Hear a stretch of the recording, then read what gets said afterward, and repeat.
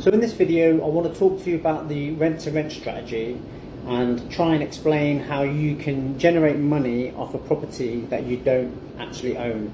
So for instance, you could source a 3-bedroom property which has got 2 reception rooms downstairs. So you could have a reception room at the front, one in the middle of the property, and then you have your kitchen at the back. Upstairs potentially 3 bedrooms and then a bathroom.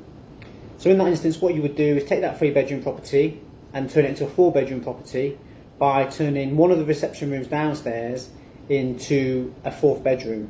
So if you get the property and it's empty, then what you'd need to do is get your furniture packs, get the rooms all dressed out, get all your appliances in there, kettle, toaster, microwave, washing machine, your pots and pans, cutlery, all those kind of things that tenants are going to need for a house share.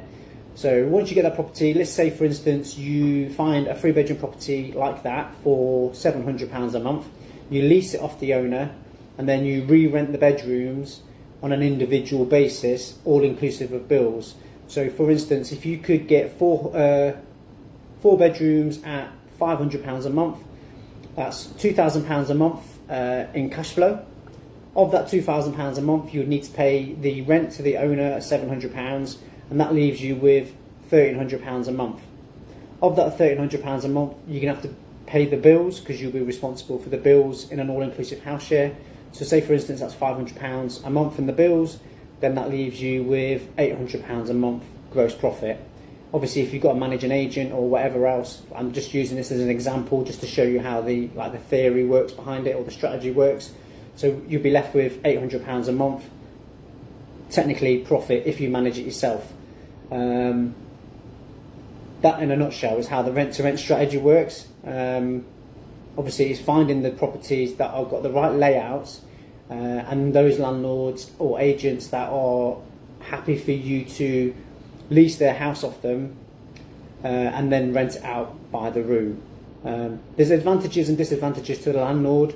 The main advantage to the landlord is that you guarantee their rent for say a set period of time, which could be 3 to 5 years. So if they rented it on the open market to a family or to just a working couple, that tenant might only be in there for 6 months. After that tenant vacates, the landlords may have a 2 or 3 week period where they've got to turn it back around again, get it relet.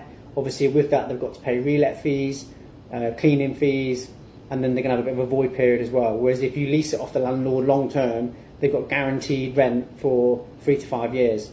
The landlords, if they wanted to, or if they knew about it, or if they were savvy, they could actually do the house share strategy themselves. So they could rent it by the room, but they may not want to have to pay for all the furniture, they may not want to pay for the appliances, they may not want the additional hassle of having to deal with 4 tenants instead of 1.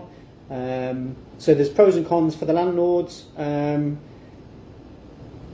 It's obviously just finding those landlords that are prepared to do that. So in a nutshell, that's the rent-to-rent strategy. That example, one property, £800 a month profit, get 10 of those, that's £8,000 a month profit you're going to get, and you don't even own the houses. So hopefully that was useful.